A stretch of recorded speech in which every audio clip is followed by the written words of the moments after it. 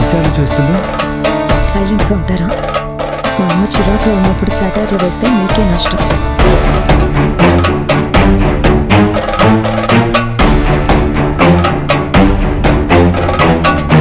అత్తయ్య గారు ఏదో టెన్షన్లో ఉన్నట్టు అనిపిస్తుంది.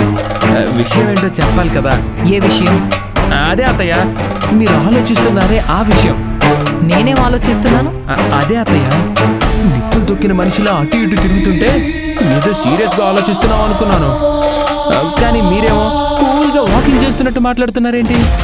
నేనెందుకు టెన్షన్ పడాలి? Always be cool. Neela pickles అన్న పేరుతో పచ్చళ్ళ వ్యాపారం మొదలు పెడుతున్నారు. రేపు ఓపెనింగ్ కూడా జరగబోతోంది. దాని పేరు వింటేనే విసుక్కునే అమ్మ అది బిజినెస్ స్టార్ట్ చేస్తుంది అంటే ఎందుకు పట్టించుకుంటుంది? అలా అంటావేంటి కాంచనా? మనం కూడా వెళ్ళాలి కదా. అమ్మా అవును, శుభకార్యం కాబట్టే హాజరవ్వాలి. పచ్చడమ్ముకుంటూ పరువు తీసేస్తుందన్న మీరు ప్రారంభోత్సవానికి వెళ్ళాలని ఎలా అనుకుంటున్నారో నాకేం అర్థం కావట్లేదు అత్తయ్య. ఇక్కడ ఇంట్లో కూర్చుని తన గురించి ఆలోచిస్తూ ఉంటే అదక్కడ ఆనందంగా ఉంటుంది.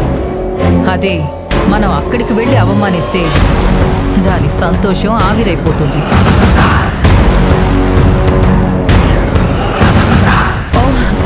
గాట్ ఇట్ అమ్మా. అది బిజినెస్ మొదలు పెట్టిన రోజే మూడ్ ఆఫ్ చేయాలనుకుంటున్నావు అంతేనా? చూడుకోటి, పిచ్చుక మీద బ్రహ్మాస్త్రం ఉపయోగించాల్సిన అవసరం లేదు.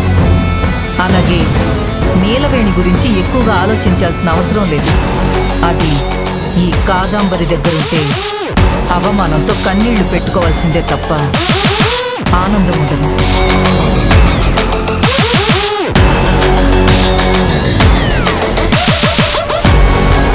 అత్తయ్య అనుకుందంటే సామాన్యంగా అయితే వదిలిపెట్టదు.